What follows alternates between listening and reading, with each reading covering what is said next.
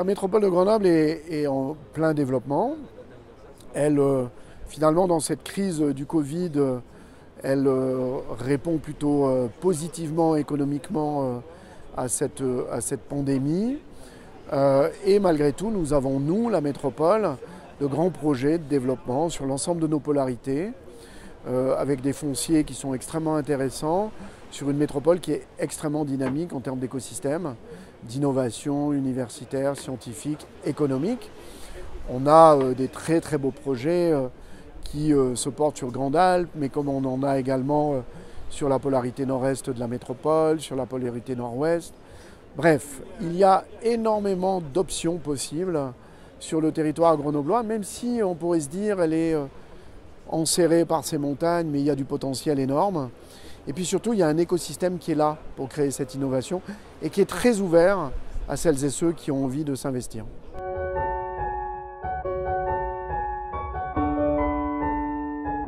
Tout le but est de réencastrer notre activité économique dans en fait, trois objectifs. C'est comment on garantit des sécurités pour les membres de la communauté, les habitants, des sécurités de base, se loger, s'alimenter, la santé justement, se déplacer. Comment on chérit les biens communs et le vivant, donc là on a une approche plus de cycle de vie, de notre emprise sur la nature, donc quitter cette logique de prédation pour voir comment, et donc une économie aussi circulaire et de relocalisation, et puis nourrir ce désir de sens, parce que c'est ça qui va nous, plus que la peur qui est plutôt paralysante, c'est plutôt le sens qui nous permet d'avancer. Et donc c'est là-dessus que nous travaillons aujourd'hui sur l'ensemble de nos politiques de façon transversale. La métropole de Grenoble, elle est finalement enserrée par ses montagnes, ce qui en fait son charme, sa beauté, mais ce qui en fait aussi sa contrainte. Et nous sommes forcément sur du renouvellement urbain, donc nous sommes sur la reconstruction de la ville sur la ville. Mais c'est par essence la vraie ville écologique en fait. Reconstruire là où il y avait déjà des choses construites, c'est respecter les terres agricoles, c'est respecter les terres naturelles.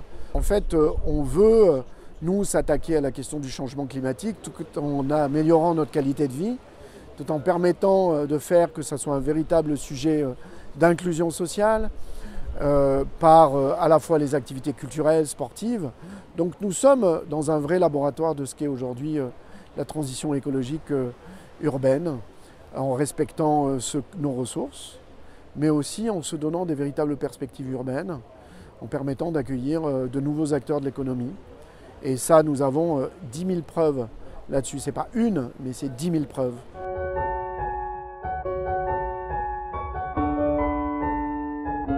Évidemment, la technologie à câble a quelques années derrière elle. Il y a un gros téléphérique effectivement qui monte à la Bastille, qui est plutôt un aspect touristique, en tout cas de son utilisation. Et c'est vrai qu'à Grenoble, avec ce transport qui est vraiment un transport public de masse, tout démontre en tout cas l'intérêt de cette intermodalité et de ce complément qui permet de relier les trois lignes de tramway, de passer au-dessus des rivières, des autoroutes, etc., de la voie ferrée. Donc c'est en plus une belle démonstration de ce qu'on peut faire utilement et économiquement de manière viable avec cette idée de réseau complet d'intermodalité.